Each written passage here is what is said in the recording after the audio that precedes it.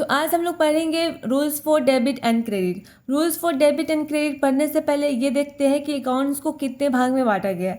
Accounts को total 5 भाग में बांटा गया है। ठीक, सबसे पहले asset account, liability account, capital account, revenue account, उसके बाद एक्सपेंस अकाउंट। एसेट किसको बोलते हैं? एसेट मतलब जो है बिजनेस का खुद का प्रॉपर्टी, जो बिजनेस ने एक्वायर किया उसको क्या बोलेंगे? एसेट बोलेंगे, जिसपे बिजनेस का खुद का हक होता है। लायबिलिटी मतलब होता है कर्जा, जहाँ से उधार लिया है बिजनेस, उसको हम लोग क्या बोलेंगे? लायबिलिटी। कैपिटल अकाउंट मतलब अगर बिजनेस का जो मालिक है बिजनेस में पैसा लगाता है तो उस पैसे को हम क्या बोलेंगे? कैपिटल बोलेंगे। रिवेन्यू मतलब पूरे साल का जो इनकम होता है, प्रॉफिट होता है, वो कहाँ जाता है? रिवेन्यू अकाउंट में जाता है। फिर एक्सपेंस अकाउंट, एक्सपेंस मतलब पूरे साल का खर्चा। ठीक, तो अब आइए देखते हैं कि एसेट अकाउंट किसको बोलते हैं। एसेट अकाउंट में क्या क्या होता है? मशीनरी होता है, फर्नीचर होता है, पेटेंट होता है, लैंड होता है। लायबिलिटी अकाउंट में क्या होता है? लेंडर होता है, क्रेडिटर होता है, आउटस्टैंडिंग एक्सपेंस होते हैं। ठीक, कैपिटल अकाउंट में आपके प्रोप्राइटर आ गए, मतलब ऑनर आ गए, वो जो पैसा लगाएंगे उसको हम क्या बोलेंगे? कैपिटल बोलेंगे। Partners who invested in the business, जो पार्टनर है बिजनेस का वो अगर इन्वेस्ट करता है बिजनेस में तो वो भी कैपिटल ही कहलाएगा।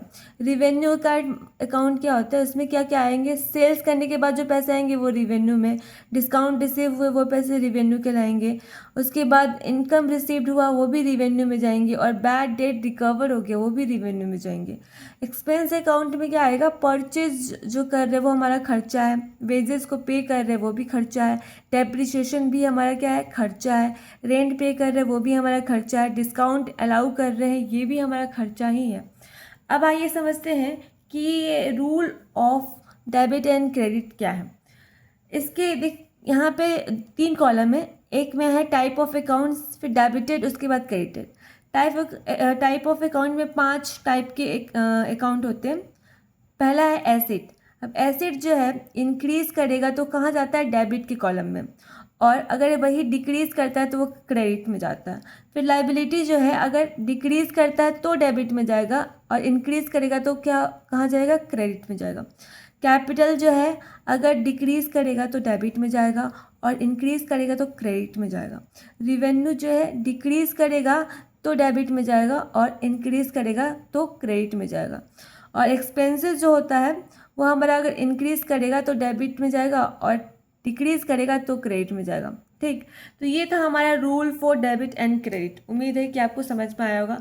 अब इसके ऊपर हम लोग क्वेश्चन सॉल्व करेंगे, थोड़े से जनरल एंट्रीज कुछ क्वेश्चन कर लेते हैं उसकी, ताकि समझ में आ जाए हमको। अब देखिए सबसे पहला क्वेश्चन है, Dinesh started business with cash. Dinesh जो है बिजनेस को स्टार्ट कर रहा है कैश के थ्रू।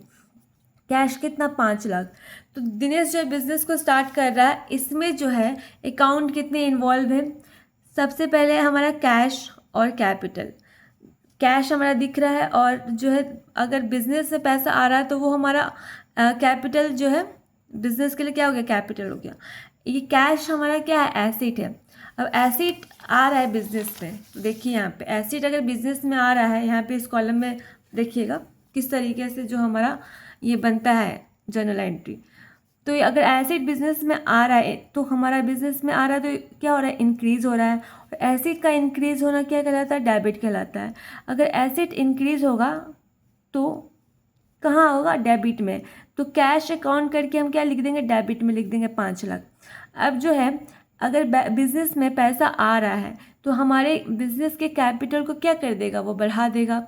तो हमारा कैपिटल भी क्या हो रहा है? इंक्रीज हो रहा है। तो इसका मतलब कैपिटल इंक्रीज होता है। यहाँ पे देखिए कैपिटल इंक्रीज हो रहा है तो कहाँ जाता है? वो क्रेडिट में जाता है। तो टू कैपिटल अकाउंट करके हमारा क्या हो जाएगा? 5 लाख क्रेडिट हो जाएगा।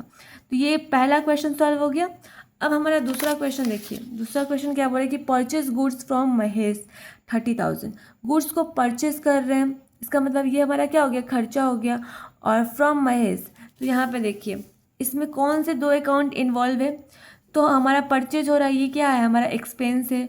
उसके बाद महेश जो कि हमारा क्रेडिटर है।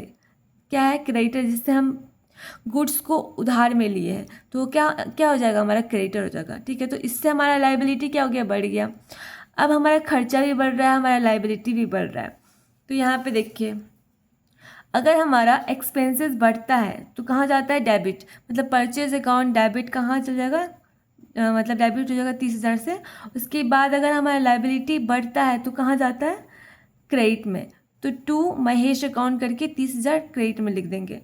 अब हमारा तीसरा क्वेश्चन आता है। तीसरा क्वेश्चन क्या है, purchase furniture for 20,000 in cash from Raj furniture house. तो हम क्या कर रहे हैं, फर्नीचर को परचेज कर रहे हैं। तो हमारा अकाउंट इन्वॉल्व कितने हैं, 2 हैं, फर्नीचर और कैश। ठीक है, कैश से हम लोग क्या कर रहे हैं, पेमेंट कर रहे हैं। तो फर्नीचर और कैश दोनों हमारा क्या है, एसिड है। ठीक है, एसिड, इनका नेचर क्या है, एसिड नेचर है। अब जो है फर्नीचर हमारे बिजनेस में आ रहा है, फर्नीचर हमारे बिजनेस में क्या आ रहा है, आ रहा है। तो आने से क्या हो गया, हमारा एसिड क्या है, इंक्रीज हो गया। ठीक, उसके बाद हमारा कैश में पेमेंट कर रहे हैं, कैश में क्या कर रहे हैं, पेमेंट कर रहे हैं। तो हमारा एसिड जो है क्या हो गया, डिक्रीज हो गया, क्योंकि कैश हमारा एसिड है। अब इसका जर्नल एंट्री क्या होगा, अब देखिए एक तरफ तो एसिड बढ़ रहा है, एक तरफ एसिड क्या हो रहा है, घट रहा है। तो एसिड का बढ़ना, एसिड का बढ़ना क्या कहलाता है, हमारा डेबिट कहलाता है। तो फर्नीचर अकाउंट डेबिट हो जाएगा हमारा 20,000 से। उसके बाद हमारा कैश जो है वो भी एसिड है, और एसिड का घटना क्या कहलाता है, क्रेडिट। तो टू कैश अकाउंट 20,000 करके हमारा क्या हो जाएगा, क्रेडिट हो जाएगा।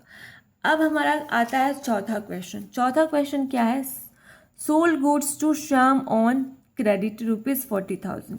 अब हम शाम को गुड्स सेल कर रहे हैं, किसमें, क्रेडिट पे कर रहे हैं। तो अगर हम इसका देखें तो इसमें कितना अकाउंट जो है इन्वॉल्व है, सेल और शाम। ठीक है, सेल हमारा क्या है, रिवेन्यू नेचर, रिवेन्यू नेचर है। इधर देखिए सेल हमारा क्या है, रिवेन्यू नेचर है। ठीक है, तो सेल हमारा अगर रिवेन्यू है, और शाम जो है हमारा क्या है, डेटर हो गया। शाम क्या हो गया, हमारा डेटर हो गया। तो डेटर क्या होता है, एसिड होता है। डेटर क्या होता है, एसिड होता है। तो एसिड हमारा क्या हो रहा है, इंक्रीज हो रहा है, क्योंकि इन फ्यूचर हमारा वो डेटर जो है पैसा देगा ही देगा। तो अगर देखें तो रिवेन्यू, अगर हम सेल किए तो रिवेन्यू हमारा बढ़ गया, तो रिवेन्यू क्या हो गया, इंक्रीज हो गया। और अगर हमारा डेटर जो है बढ़ गया, तो डेटर्स के वजह से हमारा एसिड क्या इंक्रीज हो गया। तो हमारा क्या, तो हमारा जर्नल एंट्री क्या होगा, अब देखिए यहाँ पे अगर रिवेन्यू बढ़ता है, अगर रिवेन्यू बढ़ता है तो यहाँ पे देखिए रिवेन्यू अगर बढ़ता है, इंक्रीज होता है, तो क्या हो जाएगा, क्रेडिट होगा। तो हम टू सेल अकाउंट करके क्या कर देंगे, 40,000 क्रेडिट कर देंगे। अब शाम क्योंकि हमारा डेटर है, एसिड है, एसिड का इंक्रीज होना क्या कहलाता है, एसिड का इंक्रीज होना डेबिट कहलाता है। तो शाम अकाउंट डेबिट करके हम 40,000 लिख देंगे। तो समझ में आया होगा, उम्मीद करते हैं आपको कि सारे क्वेश्चन समझ में आए होंगे और सारे कॉन्सेप्ट आपके क्लियर हो चुके होंगे। तो आज के लिए बस इतना ही, मिलते हैं नेक्स्ट वीडियो में। अगर आपको मेरा वीडियो अच्छा लगे तो वीडियो को लाइक कीजिए, और इसी तरीके के वीडियोस पाने के लिए चैनल को सब्सक्राइब जरूर करिए।